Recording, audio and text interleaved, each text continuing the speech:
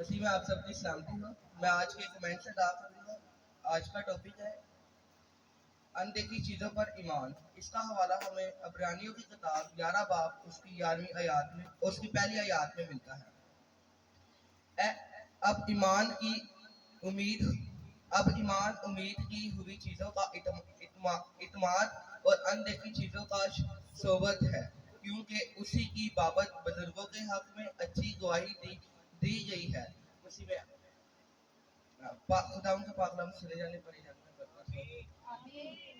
میرے عزیزوں، جیسے کہ ہم نے ایمان کو ڈیفائن کیا جا سکتا ہے کہ اندیکھی چیزوں پر ایمان. جیسے کہ ہم نے آج تک خدا کو نہیں دیکھا، لیکن ہمارا ایمان ہے کہ خدا آج ہمارے بیچ میں موجود ہے. تو یہی اندیکھی چیزوں پر ایمان ہے.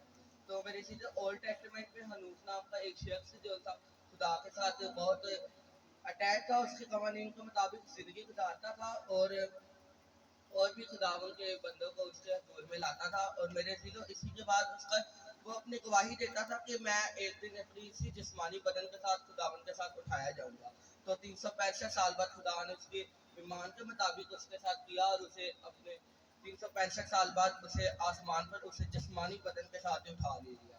اور اسی طرح ہمیں ابراہیم جو پرانے اولڈ ٹیسٹمنٹ میں ابراہیم جسے ایمانداروں کا باپ کہا جاتا ہے، وہ بھی میرے عزیزوں پر بہت ایمان رکھنے خدا پر ایمان رکھنے والا تھا. خدا نے اس کے ساتھ وعدہ کیا تھا میں 100 سال کی عمر میں آپ کو اولاد جیسی نعمت سے نوازوں گا. تو میرے عزیزوں، تو اس کے ساتھ 100 سال بعد اس کو اسماعیل اسحاق بیٹا اس کو خدا کی طرف سے مہیا ہوا.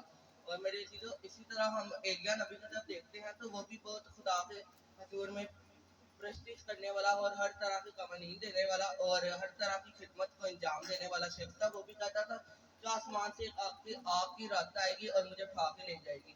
تو اسی طرح اس کے ساتھ ہوا، اس کے ایمان کے موافق اس کے ساتھ ہوا اور اسے اٹھا کے لے گی. تو میرے عزیزوں، اسی طرح ہمیں چاہیے کہ ہم خدا پر ایمان رکھیں اور ایمان رکھیں کہ ہم آنے والے وقت میں اٹھائے جائیں گے.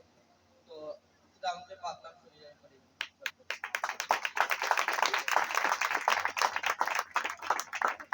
Praise the Lord.